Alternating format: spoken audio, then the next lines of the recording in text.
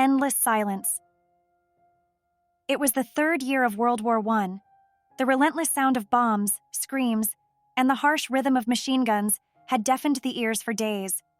The sky was no longer blue. The ever-rising smoke had formed a thick, gray veil that hung heavily overhead. Amid this gloom, a woman named Maria walked forward with tired yet determined steps. Her hands trembled, her feet dragged through the mud, but she still hadn't let go of the rifle in her hand. The sounds of the trenches were no longer foreign to her. Explosions could erupt at any moment, each step bringing her closer to death. Yet Maria did not stop. Her hair whipped across her face with the wind, her uniform stained with blood and mud. She felt the deep wound in her chest, but still, she pressed on. For Maria, this wasn't just a fight for survival. It was a fight to preserve her humanity. As night fell, the air grew colder and darker. As she moved through the trenches, she saw a shadow. This shadow was not unfamiliar. It wasn't the enemy, but more like the spirit of the war itself. At that moment, Maria's heart began to race. She could feel the shadow approaching her.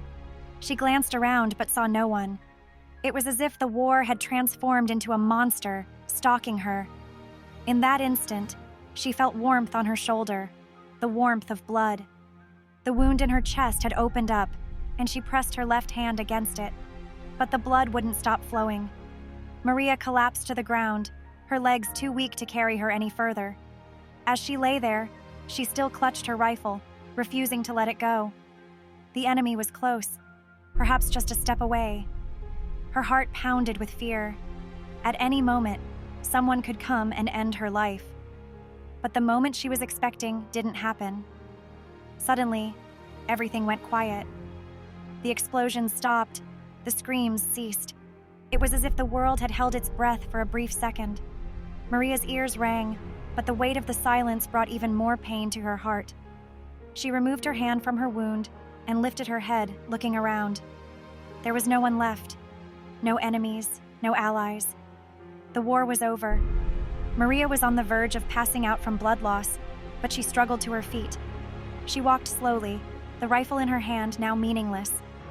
Along the way, she saw ruined homes, lifeless bodies, and the marks of war etched into the earth, reminding her with every step of the horror she had endured.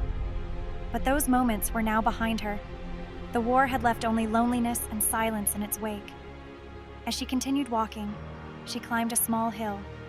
There, amidst the wreckage of buildings and the remnants of war, stood a large stone.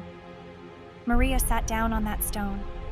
There were no more enemies, no more friends. The sky was still gray, but the sound of the wind no longer carried the echoes of battle. It carried peace. Her wounds were etched into her body, but the deepest wound was in her soul. Her hands were still covered in dried blood and dirt. She had dropped her rifle, for there was no point in holding it anymore. The war was over, but Maria was no longer a hero. She was a ghost. It felt as though she had left everything behind and was now the last soul left standing. Sitting on that stone, Maria closed her eyes. She thought about how much the war had taken from her, how it had stolen her loved ones and her dreams. But now, there was only silence.